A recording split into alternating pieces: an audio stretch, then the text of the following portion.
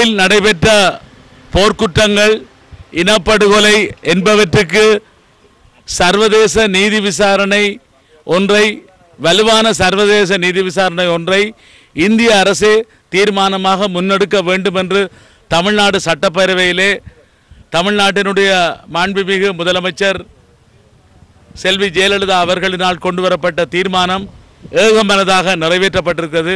இதற்காக ஈழத்தமிழர்கள் சார்பிலே எங்களுடைய நெஞ்சார்ந்த நன்றிகளை மாண்புமிகு முதலமைச்சர் அவர்களுக்கும் அதேபோல தமிழ்நாடு அரசுக்கும் தமிழக சட்டமன்ற உறுப்பினர்கள் அனைவருக்கும் தமிழக அரசியல் கட்சிகளுக்கும் அதன் தலைவர்களுக்கும் மாணவர்களுக்கும் தமிழ்நாடு மக்களுக்கும் எங்களுடைய வாழ்த்துக்களையும் பாராட்டுக்களையும் நன்றிகளையும் தெரிவிப்பதிலே நாங்கள் மட்டற்ற மகிழ்ச்சி அடைகின்றோம்.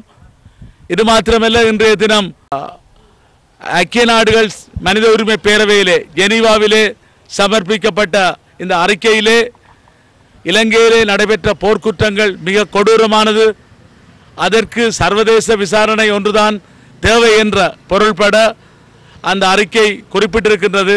இந்த சூழ்நிலையிலே இன்றைய தினம் எங்களுக்கு 2 வெற்றி செய்திகள் கிடைத்திருக்கின்றன.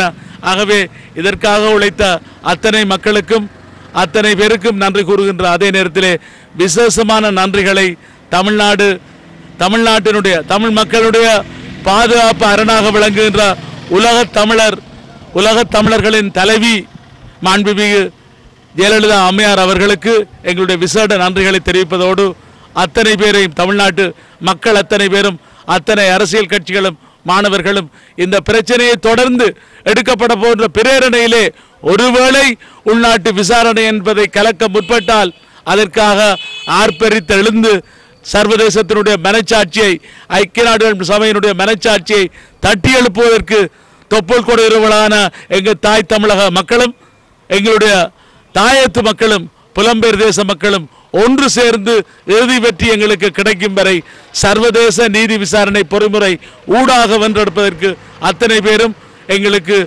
இந்த பிரச்சனையிலே வெற்றி பெறுவதற்கு துணை நிற்க வேண்டும். தமிழகம் ஆர்ப்பரித்து எழ வேண்டும் என்றும் அதே போல புலம்பெயர் தேசங்களில் இருப்பவர்களும் ஆர்ப்பரித்து எழ வேண்டும். தாயகத்திலும் நாங்களும் ஆர்ப்பரித்து எழுதுவதன் மூலம்தான் இறுதி வெற்றி எங்களுக்கு கிடைக்கும் என்று நாங்கள் நம்புகிறோம். நன்றி.